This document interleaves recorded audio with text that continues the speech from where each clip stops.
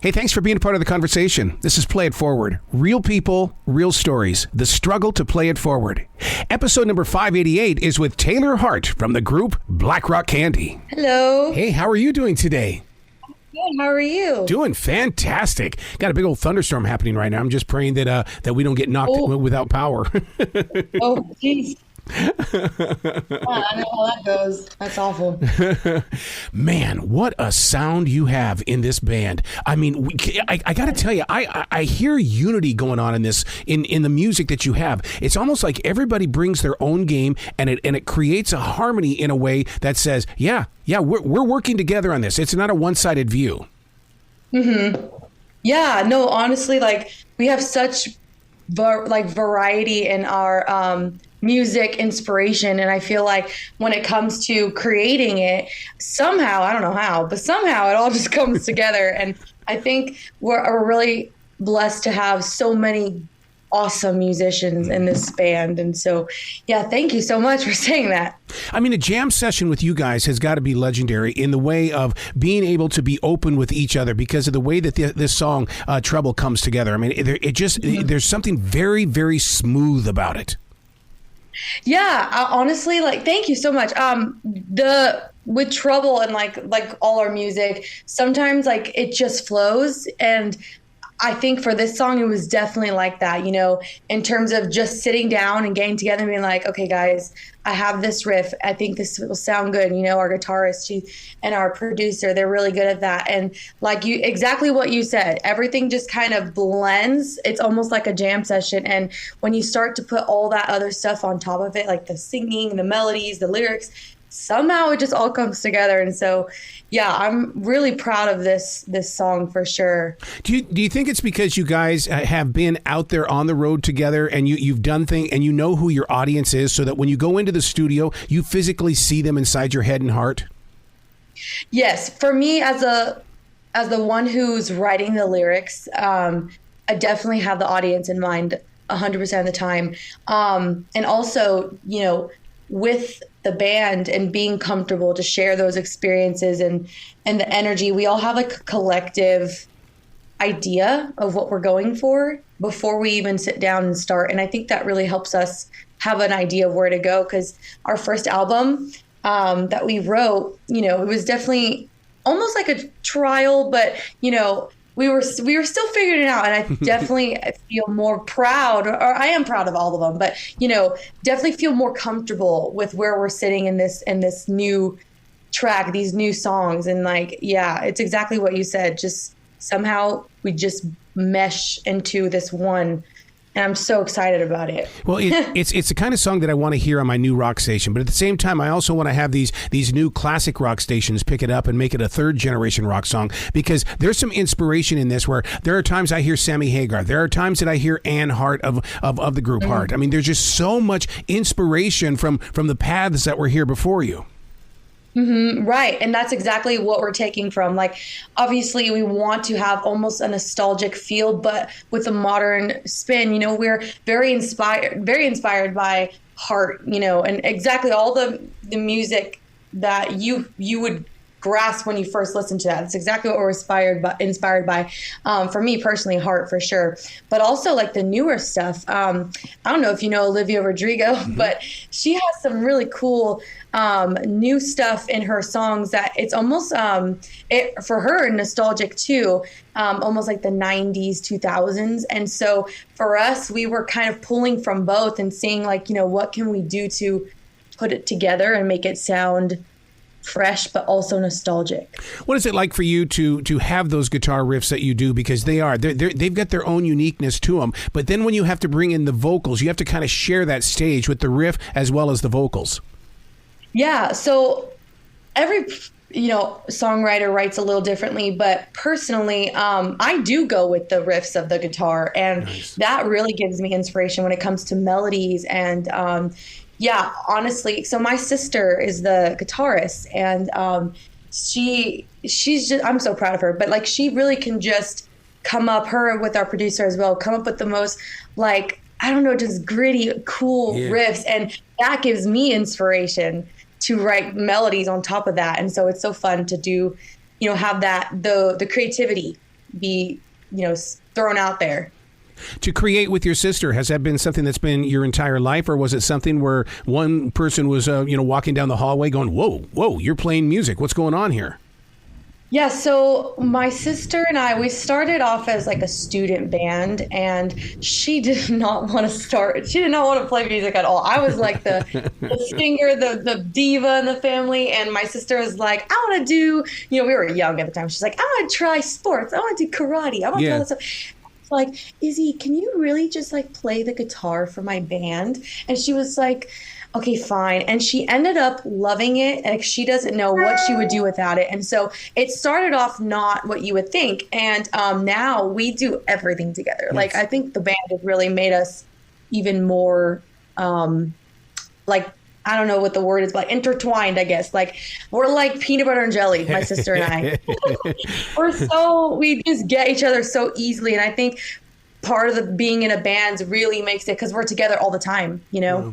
Back in my early days, we called them garage bands. Did you guys play in the garage or anything like that? Yep. We definitely started off like that too. Because I think Dave Matthews was the first one to step forward saying, yeah, we were down in my mom's basement. Mm-hmm. Well, yeah, we started off kind of the same way. We had instructors actually when we first started. It was kind of, I guess, a newer way of starting bands. But yeah, and then eventually we just did it on our own. And my mom is our manager, and she's great. She's been helping us book shows ever since we were young, and to this day, she's gotten really good at it. And yeah, honestly, without her, we probably wouldn't have gotten as far, outside of the garage. See, now what your mom needs to do is get you guys a binge watching TV program so that we can all watch you guys go through your musical life. Yes, please. No, that's exactly.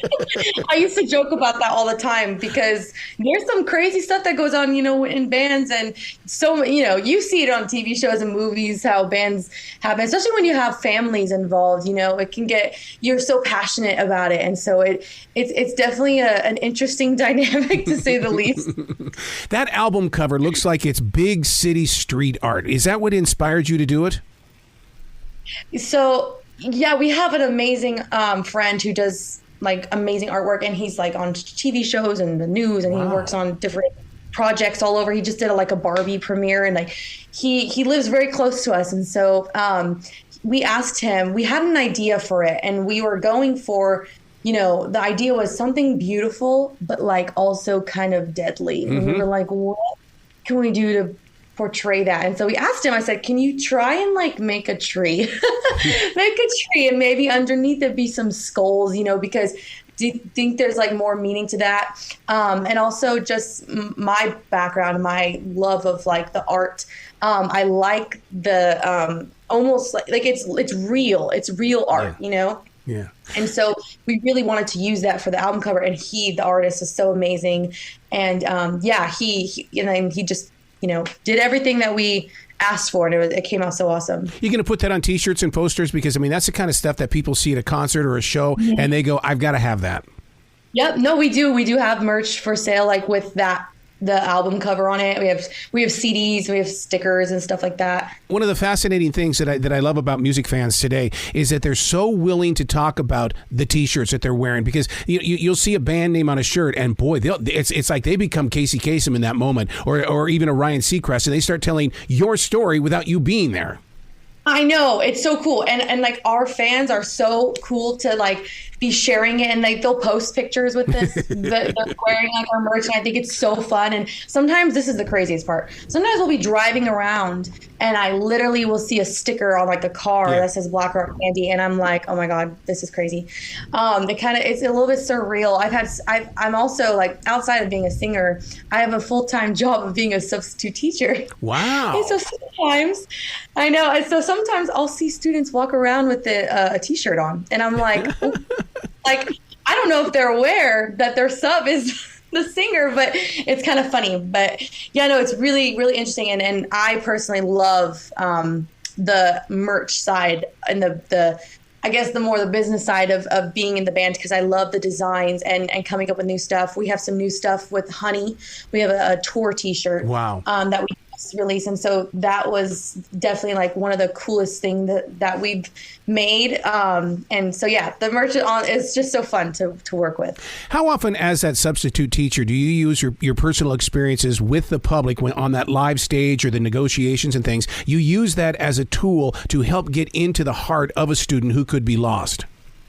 Yeah, no, I really love working with students. I'm also a vocal coach on the side. Like, nice. I got like a million jobs, but yeah, like, so I love working with students and just, getting to connect. And so, yeah, you're right. Like, I think the singing, it's helped me as a performer step outside of my comfort zone. And, I feel like since I've done it since such a young age, I've grown up into this and I've just been comfortable. And so stepping outside of that is definitely a challenge, but it's also so rewarding. And then to see that play out in the students that I work with, because I tend to work within the same schools, and they all know pretty much for the most part, that we're fans and they follow us, and it's so cute.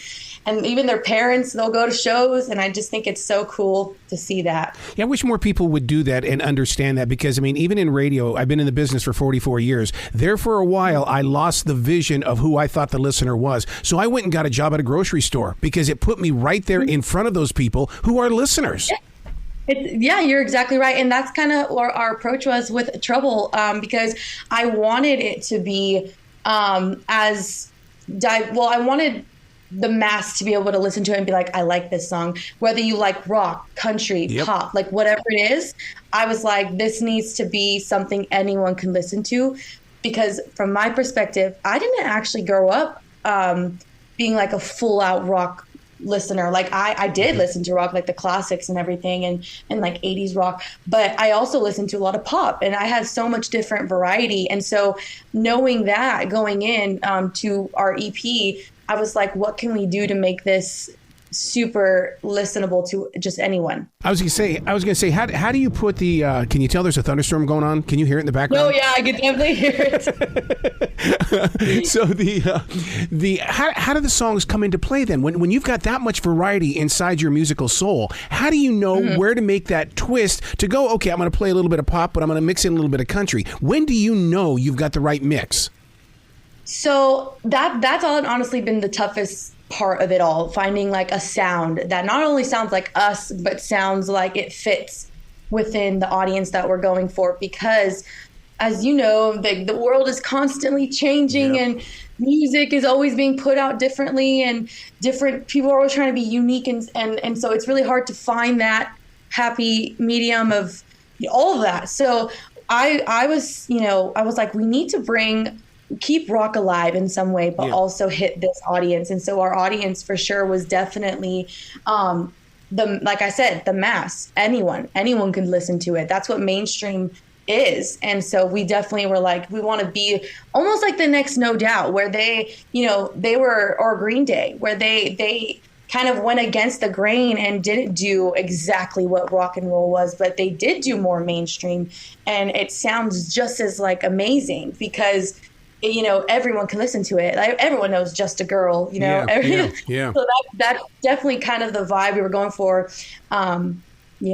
Wow, I was that afternoon drive jock when No Doubt first appeared on the music scene, and we would sit there inside those listening meetings just going, who is this, and who's going to try to predict their future? It changed everything.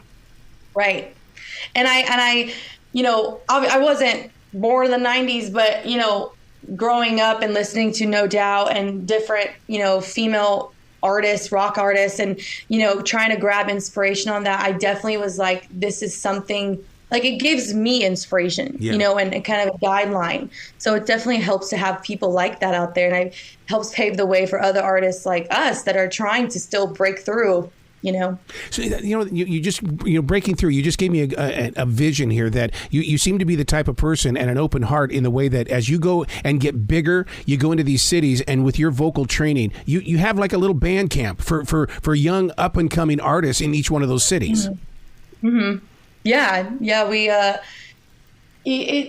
for sure. Like, I think having like the audience and, like you said, like that is really what matters the most to us. So, knowing that, I think definitely helps us have a navigation to where we're going, and hopefully it's going to help us out, because I feel like we, even just our hometown, we live in like Los Angeles area, we say, but it's more east, in a city called Corona. I know, like coronavirus and everything, but it's like, and the city, is really the locals and everyone. Like I said, we'll just be walking around. Sometimes I'll be in like literally one time I was in Starbucks and I was like, someone stopped me. They were like, I saw you play at this brewery, and that's like our main place that we go to, because they've been like supporting us ever since we were little, and it's just kind of funny. And yeah, that's exactly what we're going for. We want to start spreading out to all these different areas and grow this audience. Wow. I don't know what life is like out in California, but here in the Carolinas, we have live music on Thursday nights in the grocery store. No. Wow. No, you know what? That's kind of funny that you say that, because we went on tour recently, and this was in Tennessee actually, but same thing as what you said. We were at a hardware store / grocery store / all these things, and I was like, whoa, I've never been to a place like this before. So I definitely know what that experience is like. So where can people go to find out more about you, and to really, I want them to buy the merchandise, because once you own the merchandise, it's an automatic win to buy a ticket when you come to our town. Right. Yeah. So we have a website, blackrockcandy.com. And so we have all of our merch there, and we have actually 2 separate merch sites. We have one where you can make your own custom Black Rock Candy merch. Nice. And have one that we put out ourselves. We make all the merch. And we also sell those at shows. We have all of our shows listed on there. And so, yeah, we try to really just make it accessible to everyone. Yeah, look how interactive you are. I mean, you're so spot on where an artist should be. How important are the analytics? Because, I mean, I've been with so many different club owners and stuff like that, and they go, well, if they don't have good numbers on the web, I'm not bringing them in. Yeah, honestly, the marketing is, I've dealt with that myself, and I've actually been the one to push out the marketing and seen all the numbers and stuff. And so it's definitely difficult, especially when you don't know what direction to go to or how to even do it. And I feel like it's just research and patience and knowing what to do and what your goal is. And so for our band, we have so many different listeners, mainly throughout California, but just because we went on tour, it's crazy to see how many more people from different states. Like we have, people from Ohio buying our stuff, people from Texas buying our stuff, Oklahoma. Like it's kind of crazy that we've pushed ourselves out there. And I think another outlet that's been helping us is TikTok for sure, because we do live streams and videos, and anyone can watch those from anywhere. And so it's so cool to see that it's not just in this little town or city that we know of. It's bigger than that. So it's really crazy to see that. Taylor, you got to come back to this show anytime in the future. The door is always going to be open for you. Thank you. Thank you so much. Well, you be brilliant today, okay? Thank you so much. You too. Have a great rest of your day. Thank you for having me and Black Rock Candy.